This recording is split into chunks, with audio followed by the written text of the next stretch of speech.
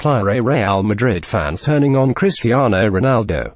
5:45 following a Spanish media report saying the majority of Real Madrid supporters want Ronaldo to leave the club, Gab McCarthy and the FC panel dive into the implications. 5:45 It is a good thing that Zinedine Zidane prioritized the result in Leganes over the performance, because Real Madrid continue to amount to less than the sum of the parts. The result is good for us because we've kept a clean sheet and scored away from home, Zidane said when asked if the narrow victory in the first leg of the Copa del Rey quarterfinal, sealed by a late Marco Asensio volley, was one of the worst matches he has watched from the dugout. "We struggled to find our game in the first half," he acknowledged. "We played a lot down the wings and we didn't find our usual football, except they did find their usual football." Madrid served up a dollop of footballing stodge. The performance lacked excitement and flow, even after Luka Modric and Isco came on as substitutes to lubricate the midfield. Despite brief flirtations with coherence across the last 3 months, with the first half against Sevilla the clear example, this is what we have become accustomed to when watching Madrid. When Cristiano Ronaldo was at Manchester United, he would strap weights to his ankles after a training session. As his teammates went inside, he would trot back out onto the pitch to practice step-overs. Ronaldo reasoned that if he could whirl his feet while inhibited on the training ground, the same movements would feel easier during a match. He would feel liberated. The Madrid squad, Ronaldo included, now play like they have forgotten to undo the Velcro on the ankle weights before taking to the pitch. The Utah crowd sensed that as the match heaved past the hour mark. The home supporters were boisterous. "Ole, ole, ole," swelled around the ground, accompanying each touch of the ball by a Leganes player.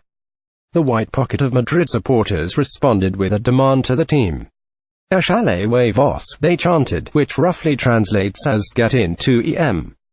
It felt incongruous that Leganes, a club that was in the regionalized third division 5 years ago, were toying with Madrid, even if it did not last.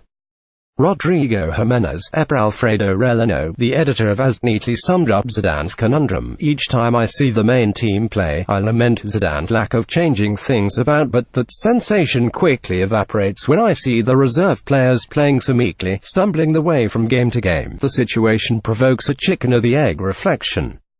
Do the reserve players play badly because they know Zidane will always pick his trusted first-team lieutenants?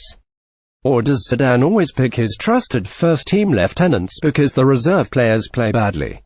Whatever the cause, the effect is that Madrid are stagnant. But not all is gloomy.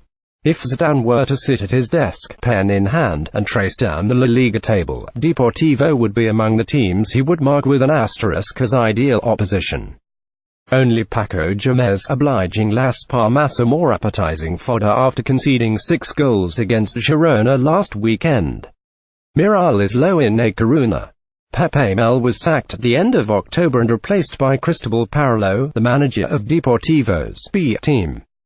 This was partly because Cristobal was doing a good job with the reserves, but mainly because there was no money for a more experienced replacement.